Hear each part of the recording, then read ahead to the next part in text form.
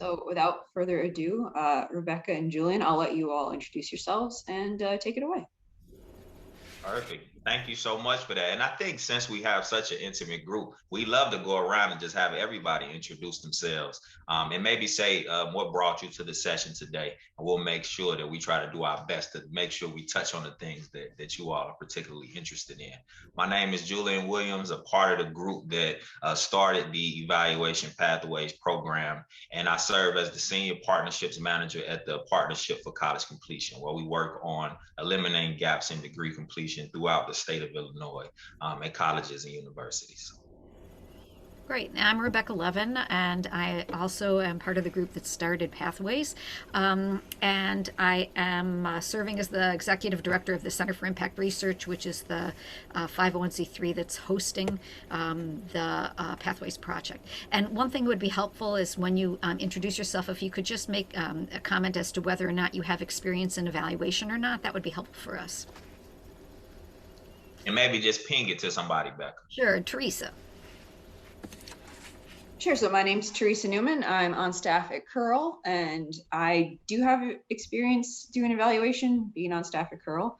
And what brought me here is that I get to, I say that purposefully, I get to put these Friday morning seminars together.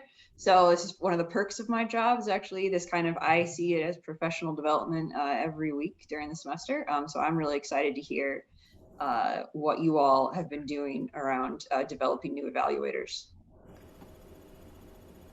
And I'll pass to David. Good morning, everybody. My name is David Van Zijtveld. I'm on staff at Curl and actually also a part of the group that has had a small hand in pulling together the initiative you're going to hear about today. As a longtime member at Curl, yes, I'm familiar with evaluation, and like Teresa, I'm here just because I really like the PI program and want to hear and share the good news of the program and what we've been able to do and what we hope to do. So, and I will pass it over to Mary. Hello, I'm Mary Rojek. I am a former graduate fellow from Curl. So I have a lot of experience doing program evaluation, and I am interested in DEI issues in higher education. And I've been working on those kinds of issues for probably over 20 years now. And I'm hoping to continue to do that in whatever my next job will be.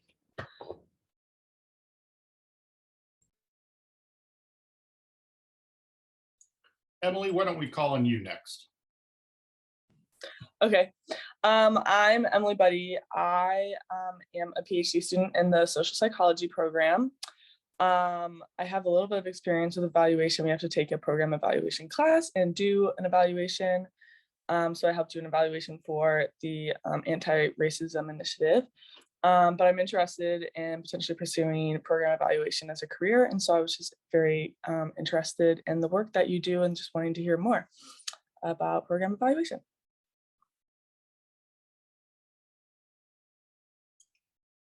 Lauren, why don't we go to you next?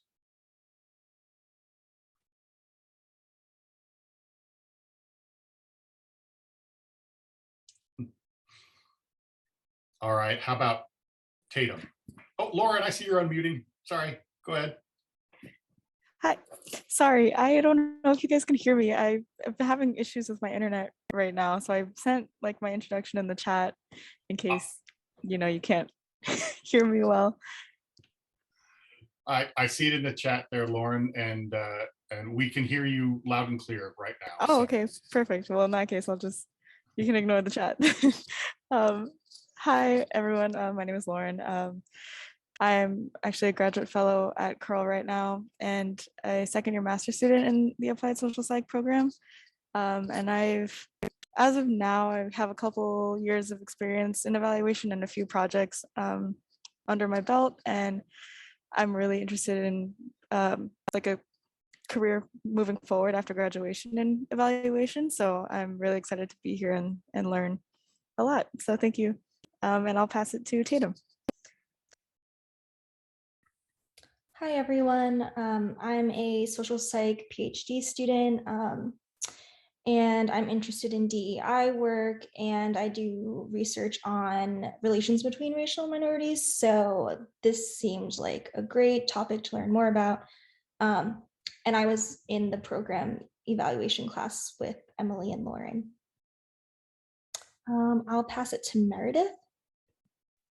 Hi, my name is Meredith. I am a junior. I am an undergrad research fellow at Curl right now, and I've been attending the Friday morning seminars for most of the semester, so I'm really excited to learn more. Oh, and I can pass to Rebekah. Have you gone? Yes, you have gone. Mitch is Mitch is the only one we haven't heard from. Mitch, are you there? You want to give us an introduction?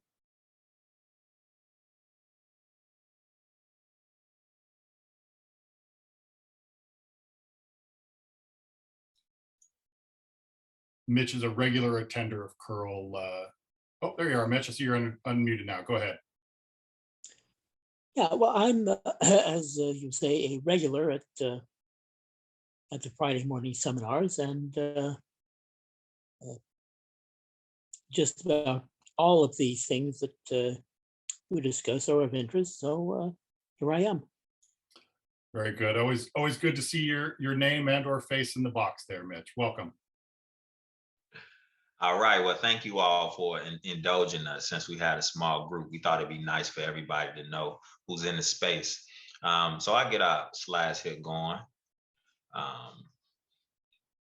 And so, as you all know, we'll be talking a bit today about the Evaluation Pathways Initiative, which is specifically designed to prepare Black and Latinx undergraduates to become evaluators, but not just any types of evaluators, those who are particularly focused on being culturally responsive and equity centered. Here's an overview of how we'll spend our time with you all today. We'll talk first, why did we create this initiative? Second, we'll talk about our process for developing it and putting it together as a group. Then we'll talk about our model, the different components that are part of the initiative. We'll highlight a few lessons learned, and we'll talk about some of the next steps that we have coming up, and then open it up for questions. But as Teresa said in the beginning, we're happy for you all to raise your hand using a little icon, or to raise your hand actually and ask your question throughout the presentation. We got such a small group. I think that that'll be perfectly fine for both Becca and I. So please don't hesitate to ask a question. And if it's easier for you to put it in the chat, we'll read the chat as well. So whatever way works best for you all in terms of being able to ask questions. So with that, I'll hand it over to Becca to talk about why we created the initiative. Great, thanks, Julian. And just FYI, I can't see everybody because of the way that the slides are. So David, if you see that somebody needs to be pulled in for a question, please just let me know. Let me just pick this up and shut it down. Okay, so why the Evaluation Pathways Initiative? You see on the slide there the verbiage that we usually use when talking with people about the project, and talking to funders in particular about the need for Black and Brown evaluators and doing the work that is quite varied in the field. I'm going to give you a more personal perspective on it. I used to run something called the Center. Oh, 1 second, hold on. Sorry, our phone's been broken and now it's not. I used to run something called the Center for Impact Research, and it was an applied research center in Chicago that dealt with economic and social justice issues. And there were 5 of us, 5 white women who worked there. And we were 5 white women because we were unable to find evaluators of color to join us. There were a very small number, and those that were available could command much higher money than we were able to pay at the center, and there were just so few of them. Our work was really good as measured by impact, but our work struggled because we did not have the perspective, the voices, the understanding of people from the communities with whom we were working in order to help guide the questions that we were asking and the thinking about what are issues that we need to be tying in when we're doing our work. And so we dealt with it by creating working groups that were brought up of people from the community to help inform us, but it was certainly a second best way of doing the work. We would have been far stronger, far better able to do our work had we been able to have evaluators of color on our staff. Fast forward to 10 years ago when I started working at McCormick Foundation as their director of evaluation. One of the things that I had to do was recommend evaluators to many organizations who came to me and said, we need to do evaluation, who to do it with. And I started trying to find evaluators of color in the Chicago metro area, and I had and continue to have a small number of evaluators to draw from, of evaluators of color to draw from. And again, it's a problem. I'm a white evaluator. I work in communities of color. I have worked in them in the past. I'm able to do good work. My work is hampered by the fact that I am not from the communities that I'm doing work in when I'm working in Black and brown communities. Doesn't mean I can't do work, doesn't mean I can't do good evaluation, but it means that I'm really hampered in this way. And had I had a colleague to work with me, or had a person of color to actually do the evaluation, it would have been a stronger approach to doing it.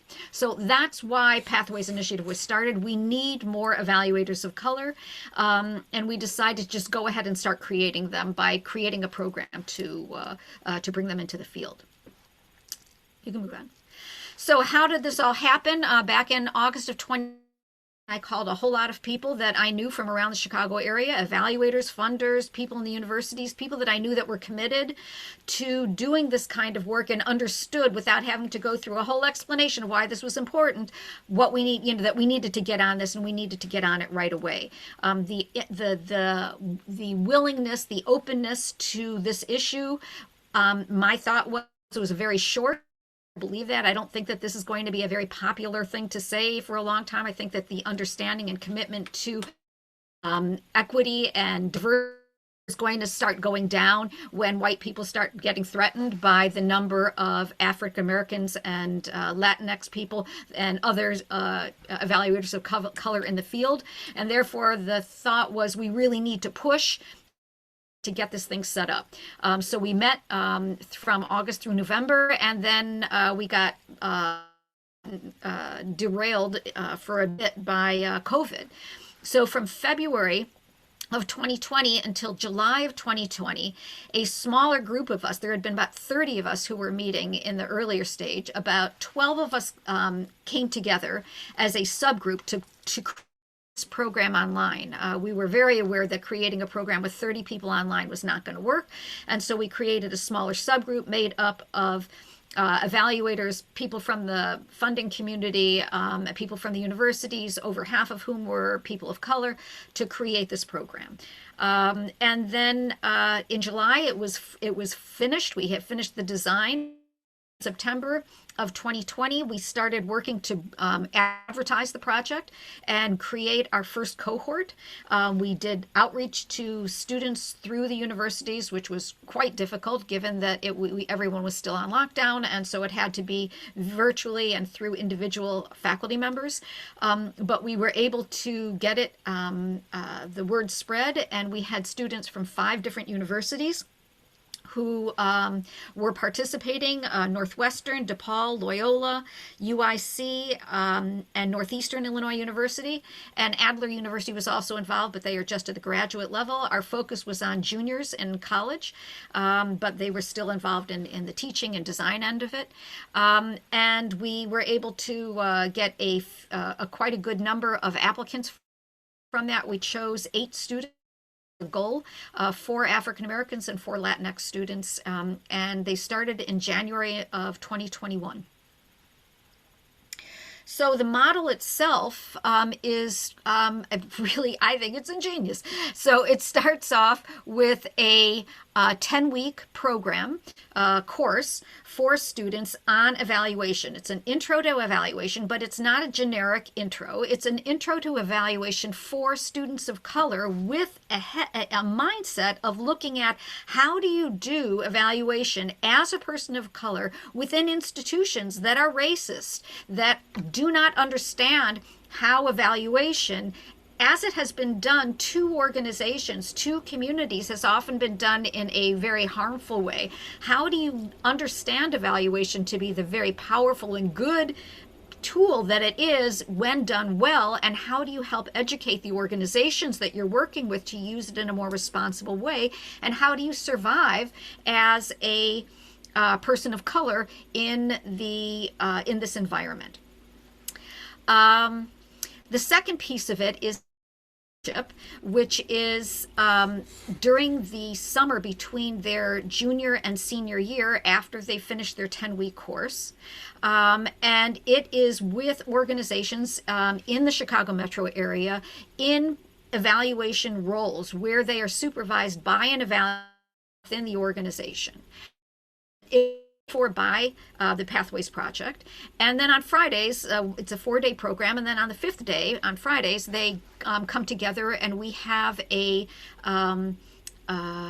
seminar where we bring other people in, where we talk about what they're learning, where we deal with issues related to evaluation and doing it in the environment that we're living in.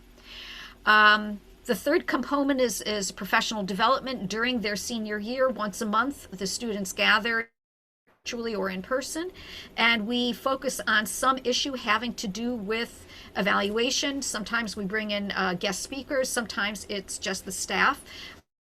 And it's everything from thinking about how do you network and what are your and working on your resume, to thinking about more in-depth specific issues related to evaluation.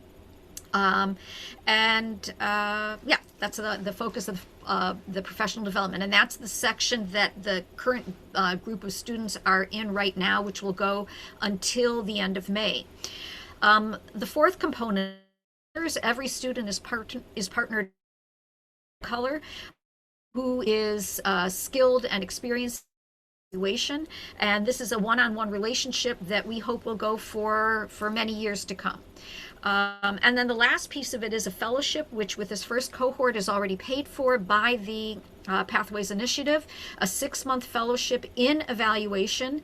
And it is, again, in the Chicago metro area and tailored to the specific interests of the students, whether they want to work in the public sector, the private sector, in universities, if they want to be doing work that is more quantitative focused, more mixed methods, whatever.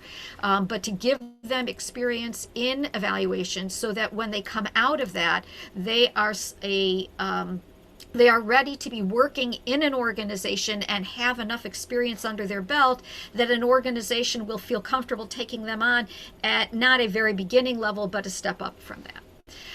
The program is supervised by a program director who is the one paid staff member. It's a part-time position, and she oversees what goes on with the students. We have an advisory board, which is that group of 12 people that I mentioned earlier that created the program in depth during COVID, which meets regularly to talk about the project, how it's going, to review the evaluation data that from the. And then we have a community board made up with that original group of 30 organizations that help guide initial thoughts about and serve as advisory board, serve as people that we can go to if we need some input or help in getting information out, etc. And then, as I said earlier, the Center for Impact Research is the 501c3 the project is operating, and its board is our governing board, and they support our work specifically in implementing this project. Perfect. Thanks, Becca. So I'll speak a little bit and add a little more color to the different components that Becca highlighted going through the course, the internship, the mentors, and the fellowship, and give a little more detail. So Becca talked about the purpose behind the course. In terms of its structure, it was 10 weeks, and so it ran from January to May of this year. And the students met twice a week for 2 hours each session, which was a big time commitment. for the students. And so the thing that we did to make it useful to them is that we created a independent study at each of the institutions for the students so that they could receive some credit for participating in the class, because we know it was a big lift. Like everybody else, we went virtual, which turned out to be a real great benefit for the program. Initially, we were going to meet in person, and we were trying to figure out what's the best place to do it. Do we stay at one place? Do we rotate places? But the decision was made for us as we sort of settled into the COVID sort of time. And so it made it easy for us to do that online. In terms of content, we had a book that was sort of the guiding source, which was Program Evaluation Theory and Practice, a comprehensive guide by Donna Mertens and Amy Wilson, that each of the students received a copy of. And of course, we supplemented it with a myriad of other articles that they received throughout the course.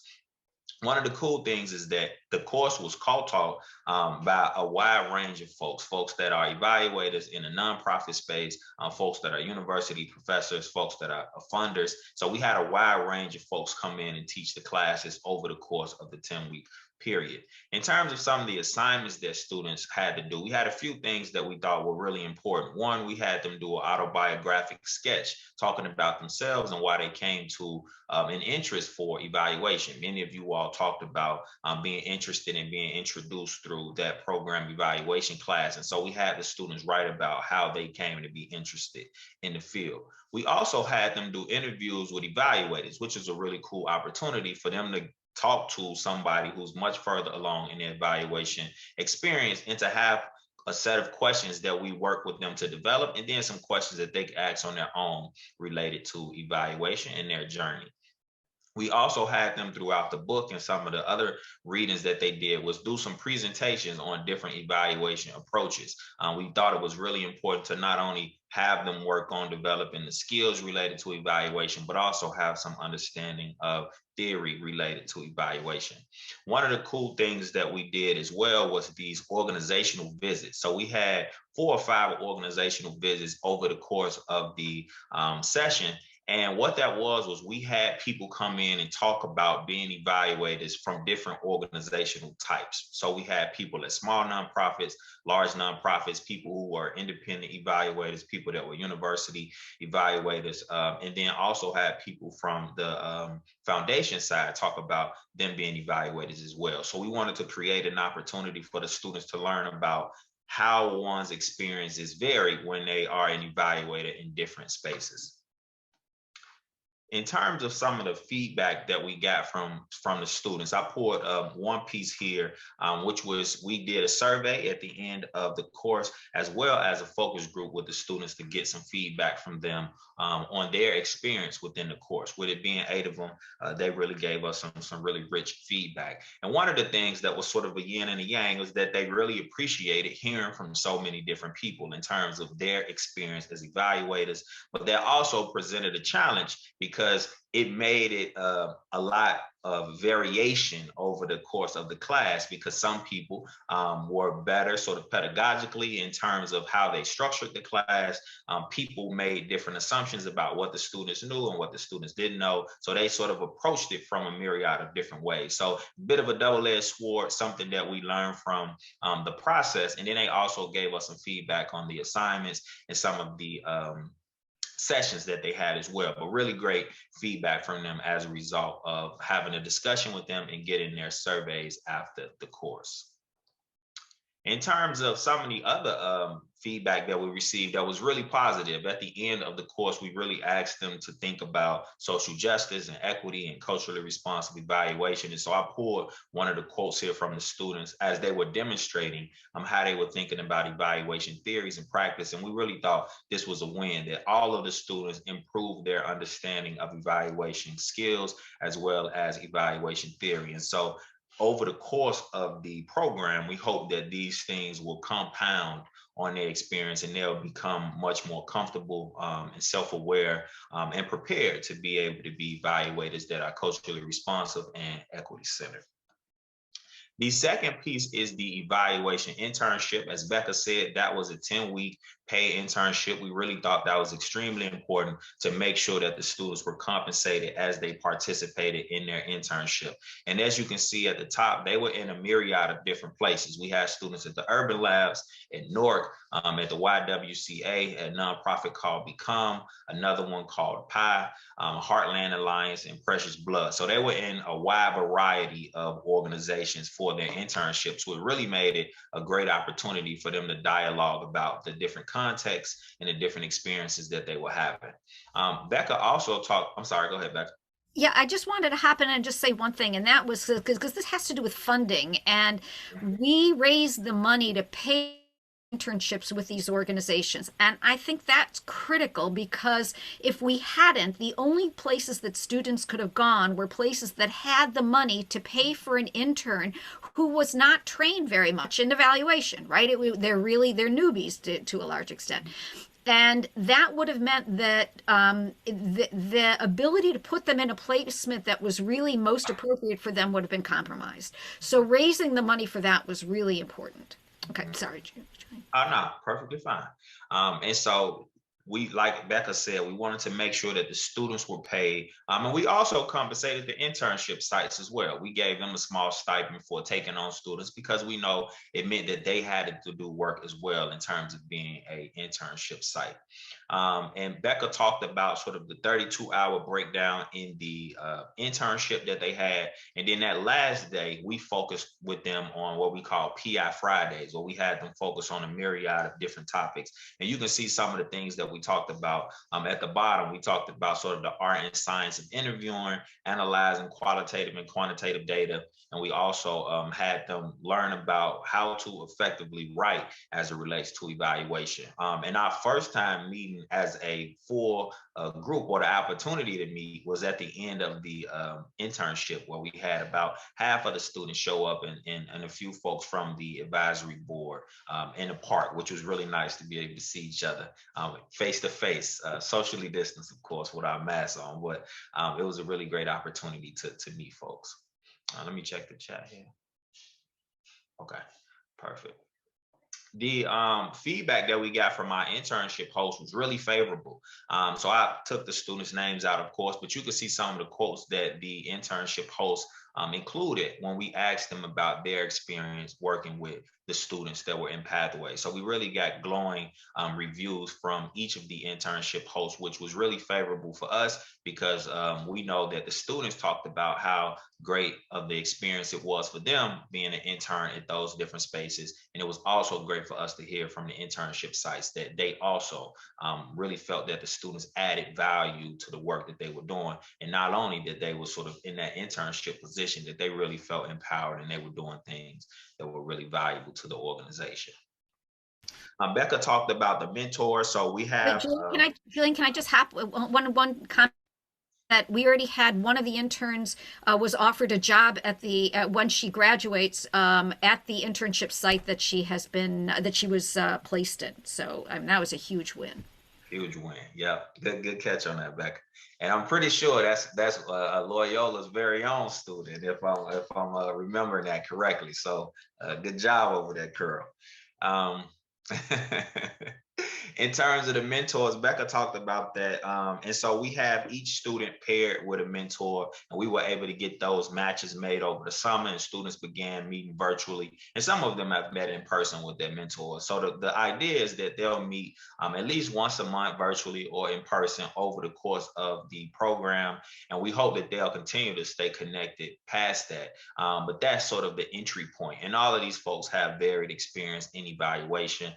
We did an interest survey with the students to say, what are some of the things you're looking for in the mentor? And then we used our advisory board and the community board to recruit mentors, as well as to reach out to folks to participate in being mentors. So that was a really successful in terms of identifying folks and making that match. And so they just began a month or so ago with their mentor meetings. And we'll be doing some follow-up with the mentors through the program director. She'll be convening everybody to get some feedback on them as it relates to their experience. And the program director also meets with the students periodically to check in with them about when we were doing the course, it was about the course, and then internship, it was during that time. And then now it's about sort of that final year of undergrad, as well as the relationship that they're building with the mentor. The other piece here is the PD sessions, which Becca just talked about, and we just started these this year, and so we will have 8 of them in total, and it's really an opportunity for them to continue to deepen their knowledge, as well as to hear from different folks who've had varied experiences in evaluation. And so this is a 2-hour meeting that they'll do monthly, and we'll go from November to the end of May. And we actually just had our first session on Tuesday of this week. And so we were in person, and we had a presentation from someone who works at the Culturally Responsive Evaluation Center down at the University of Illinois Urbana-Champaign. The students were given an opportunity to go to that conference for free as a gift from CREA, from a grant that they received. So we were really excited that they had an opportunity to attend that conference. And many of them also developed poster presentations for that conference that they submitted and sent over. So it was a good opportunity for them to be able to hear about CREA as a conference and how it came to be, as well as about culturally responsive evaluation from someone who sits within the center that's really been leading that work for some time now. And we also had an opportunity to talk with them about resumes and cover letters, as many of them transition this year being their senior year, and some of them graduating in December, and several of them graduating in May. That was something that they said, hey, we would like assistance in terms of putting together strong resumes and cover letters as we begin to think about the next steps in our professional journey.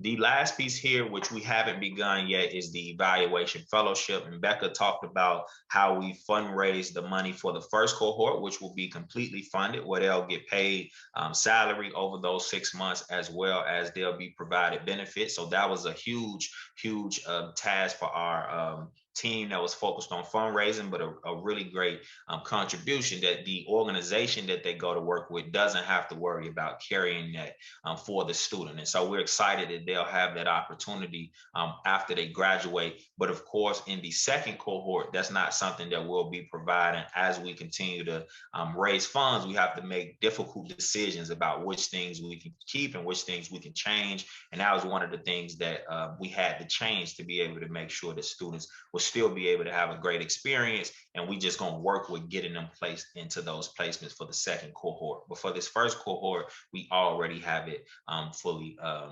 fundraised for them. And so when they move into that fellowship, they'll just meet periodically with the program director, and we'll work on identifying some opportunities for them to connect socially, to be able to talk about their experience. But at that point, they'll have graduated from undergrad, and they may be also in graduate school. So we just want to make sure that they still have some touch points as it relates to connecting with each other, as well as connecting with the program director. And with that, I turn it over to Becca to talk about some of our lessons learned today. Sure. So the first one is really a wonderful story. So we were struggling when we were designing the project for a good while and not getting very far on figuring out how do we do this across 5 institutions. As you work within academia know, putting together a program across 2 institutions is quite the nightmare. Imagine doing it across 5. And how do you get it with power, with who gets given credit for it, who gets the money, how does, all of that stuff. It was just crazy. And then thankfully, one of our participants, Dakota Irby from UIC, a faculty member in the College of Education, came up with a brilliant idea. And he was like, let's stop trying 5 universities to work together on this. Let's just run it as a program that's out in the universe, and each of the university faculty people can sponsor their own in private readings or independent studies, but we will all work together. And so that's what it is. This program doesn't exist within any university on paper, unless somebody's talking about it, but it's not an official program of any university. It is a program of the 12 who the program itself and the group of faculty who and evaluators who volunteered their time to teach it, but it does not belong to any university or any institution. I mean, it belongs technically to the Center for Impact Research, but that's just so we have a way of channeling the money. So that's was really very important for us, getting this thing up and running and not spending how much time it would have taken us to try to figure something out that would have satisfied all of these institutions. I will say as an aside, though, that going forward, as we think about this, we're not looking for Pathways to be an independent program running in the, up in the Ethernet or wherever forever. We drafted by some institution at some point in a way that any college student who wants to be a part of it can be a part of it. And so we have to figure out how to do that. But for the beginning, at least, it was a very creative way of being able to sidestep all of the bureaucracy that it would take to try to make something like of this work. So that was the first one. The second lesson and this we got at it, and when Julian was talking about some of the criticisms of the course, is that when you have, we had, let's see, 20 classes, and I think we had 14 different faculty members teaching, either faculty from the university or evaluators from outside or funders who are evaluators as well, teaching all of these different classes. And that led to inconsistency in what was being taught, how it was being taught, assumptions that were being made about what students knew. And what we didn't have was somebody who was present for all of the classes at all times to make sure that there was a greater sense of continuity through all of them. And that was on us for not thinking that was as necessary. We thought we had a different method of protecting, for making sure that was going to happen, and it didn't work well, and we didn't know early enough that wasn't happening well for students. So that's something in our rewrite of the curriculum, which we'll talk about, that we are really thinking about how do we do that in a better way. Having all of these faculty and different perspectives was outstanding, and we don't want to lose that, but how do we do it in a way that there's greater consistency for the students? And the last one is that we also did not do a good enough job in making sure that the quality and consistency of what was going on in the program was being maintained. And it was because we were making certain assumptions about what certain people were doing, and we didn't check on it well enough. We checked, but we didn't check well enough. And then we found out after the fact, oh, this thing had slipped, that had slipped, and we didn't know about it. So, and the only way we found out is because we're doing quite a robust evaluation of the entire project as it goes on, and learning as we're going along. So great, we've learned that this was a mistake, and so we will make it better for the next time. But it would have been better on our part if we had had a better mechanism, especially in a new program like this, to be checking those people that we're checking who are checking, so we just have multiple ways of knowing, rather than assuming certain things were happening in certain ways. So those were the major lessons that I think we learned for the project during this first half of the first cohort. See that, Mary, you have a question there. Well, we can't hear you. Hi, yes, could you give an example of something that fell through the cracks? Sure. I'm having trouble understanding what exactly you meant by that. Yeah, so we had assumed that there were certain things were happening within the curriculum in each of the classes, and then found out that the person that we had assumed was responsible for that and had agreed to be responsible for that actually wasn't doing it, and we didn't know it. And we were relying on this person to give us feedback on what was going on in the classes, and that person didn't give it to us, and the students didn't know, they wouldn't know to say, hey, doing their job, right? So that was the problem.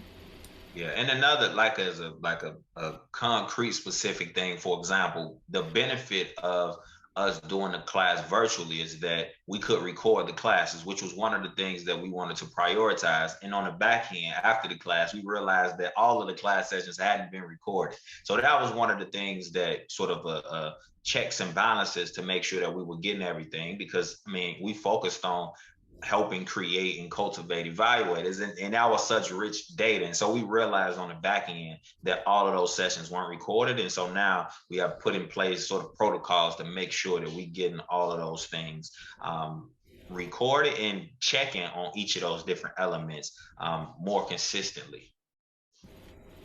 Great question, Mary. I was just going to say too that we don't want to fall back always on the COVID excuse, but I think as we all can attest from our own individual experiences, COVID has and being separated has been a benefit, as Julian noted, but also where there were any sort of weaknesses, particularly in a new program or an existing 25-year program like Curl, where there were weaknesses really get exposed during COVID, right? Like things that we probably would have not thought of if we were all in person, but we would have been able to pick up on it.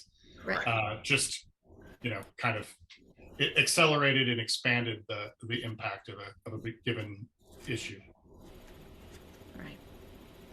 Yeah. Thanks for that, both of you all. And we only had the question slide left, so I thought it made more sense for us to sort of move that.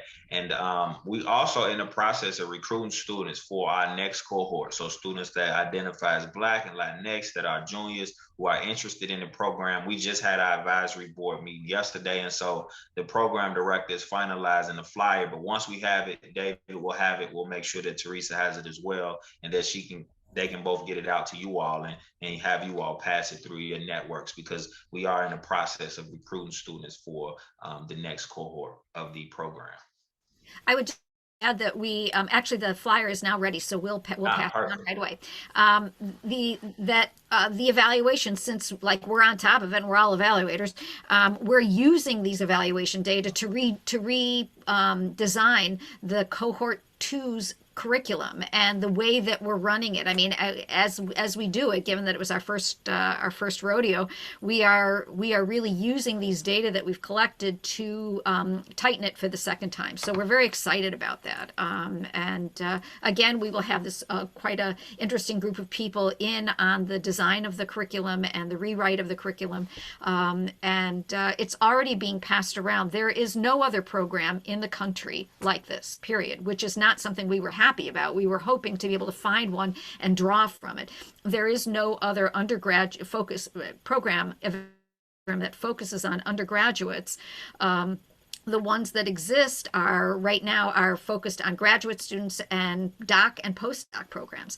So people have been asking us to send our stuff or share whatever we can, and we've said everything that we have is going to be available for everyone. There's except for the stuff where you can't give a name of a student or something, everything that we have is public. Our hope is that people will take it and use pieces of it that work for them, and be able to have programs that are regionally focused, as this one is, that support the creation of cohorts of evaluators of color. One of the things that we were very clear about in the first cohort, and this is not a program for people from all over the country to apply to. Even though it's virtual, that we are looking to create cohorts that are going to be able to support each other moving forward, which was something that was very strongly emphasized by the evaluators of color who were part of our working group. And they said, look, you want to work with people who are not used to having this as part of the way that they think about the world or the way that they see themselves. You must have it as a cohort so they have each other for support. So we did not accept students from other universities or students who said they were here for just their college and then they were going to be going back to California or back to wherever it was that they came from, because we wanted these students to remain as supports for each other in the Chicago metro area. And I'll say one thing in addition to that is that we've been consciously working to give students more sort of contribution opportunities to the program. And so Becca talked about the course. So we're going to have students participate in that redesign for the next iteration of the course for the next cohort that'll be joining. When we hired our program director in the summer, we had the students develop an interview protocol to interview the program director. So we've been working to get them included throughout the process, as well as allowing them to participate in the evaluation of the program as well. And so as we go through, we're creating more and more opportunities for them to actually contribute to not only sort of giving feedback, to be creatives of what happens as they go through it as well. And so that's been a really cool opportunity, and many of them have felt empowered and to have so many different opportunities to touch base.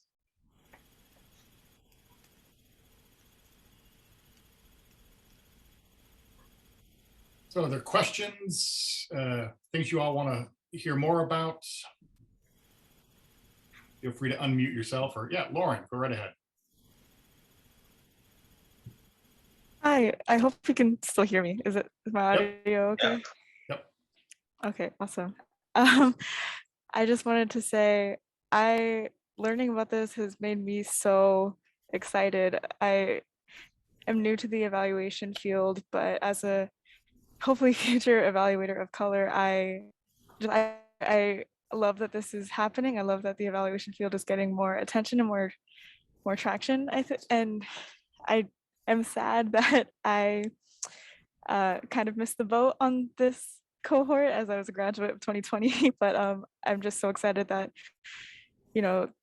this exists and that it's going to get another cohort and that these students are going to have this opportunity. So thank you so much for putting this together and for sharing this information with us. Lauren, and if you know students who are younger than you, who are juniors at this point in college, please let them know about it as well. Part of our challenge right now is we have a short timeline. The applications are out, and we need a return that we need to get it back within 2 weeks. So we would really love any help from any of you who may know current juniors who would be interested in this. Absolutely. I was actually during the presentation writing down a list of people that I wanted to tell about. Wonderful.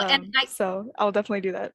And one other thing is that, so this year we are doing another round who are in their junior year of college, who have, it's a them. We are talking about the possibility of doing in the third year what we call accidental evaluators, or people who are working in evaluation who haven't had a lot of training in evaluation, and doing support for them in the Chicago metro area. So you should definitely stay in touch with us, because as I hope you end up going into evaluation, you may enjoy being a part of this larger network that we're creating. Absolutely. I was just thinking, well, you guys are talking about how they have a cohort to support each other. I wish I had something like that. And yeah, that sounds amazing. Lauren, hearing you talk and share kind of your own story and where you are in the process, it does remind me that, and it's not like Rebekah and Julian don't have enough to do, nor yours truly doesn't have enough to do, but it does strike me like maybe we ought to also think about a quarterly gathering of students in, our students, but also students who are involved in evaluation programs, who are accidental evaluators, as Rebekah noted, we've come to call them, just sort of a gathering space. I don't have a fully formed idea, but something that just sort of an affinity group that can get together. It's fairly informal. So just to put that thought out there into the world, and we can talk more. Yeah, for sure, Lauren. And if we know somebody like high up in Curl who really leading the work over there in Curl in terms of creating those cohort type of experiences, we can think about talking to that person about some of that as well. That dude's an idiot. But thankfully, he's got Christine George working with him. So there you go.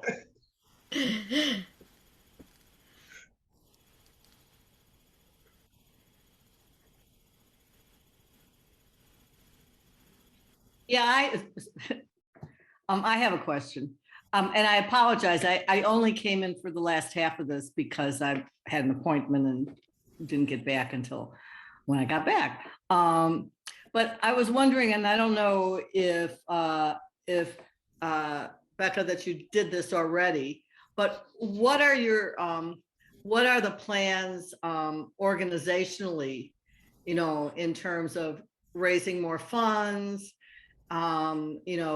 modifying this, getting support for modifying the structure, all of those things.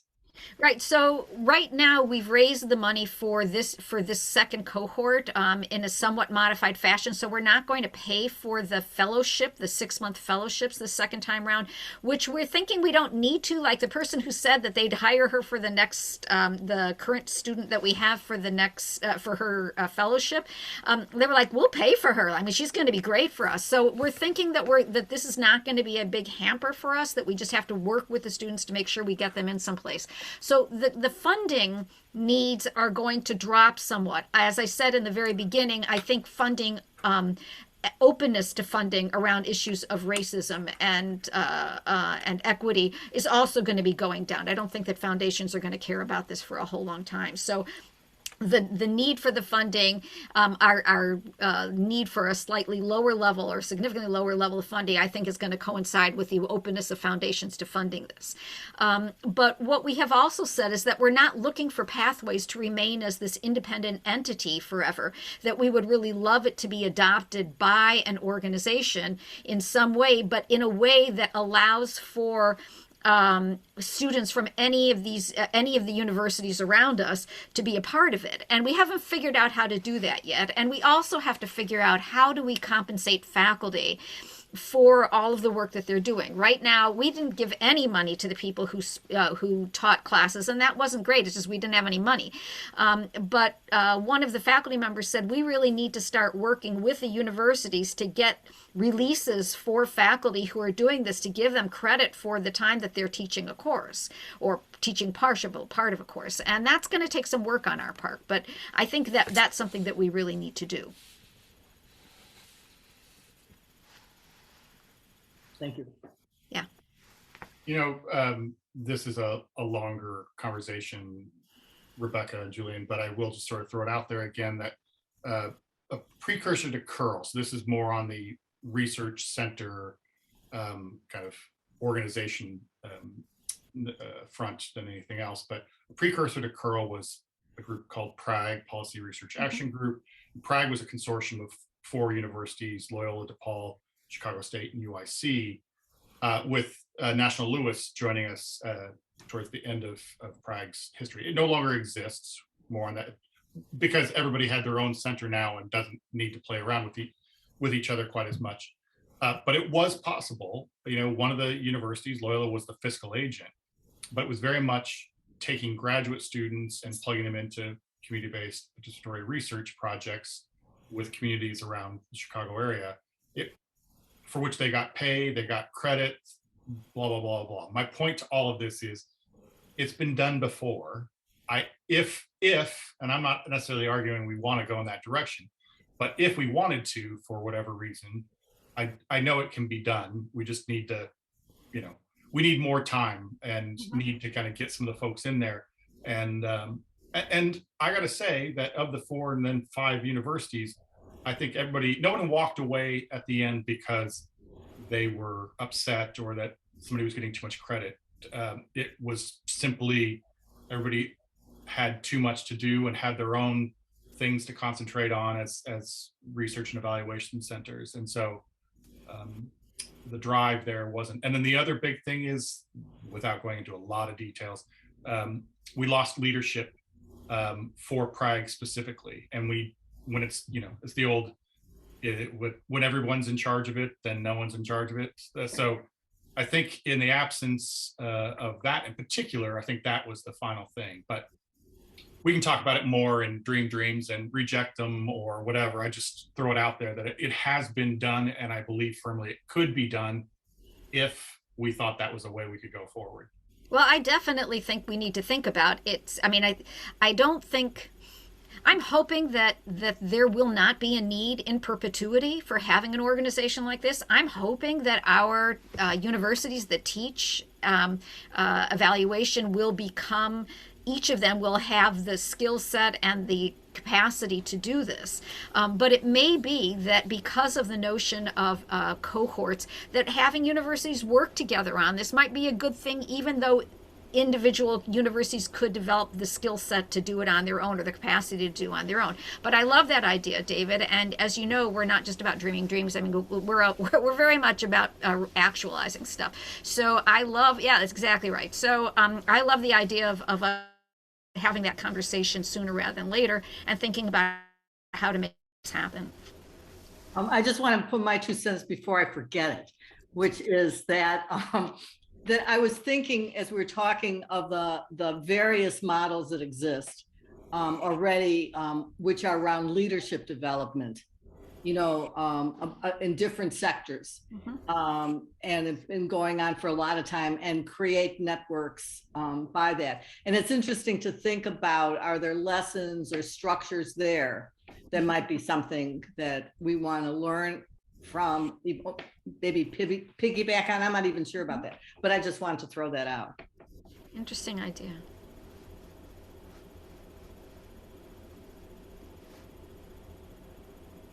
Other questions or comments or thoughts?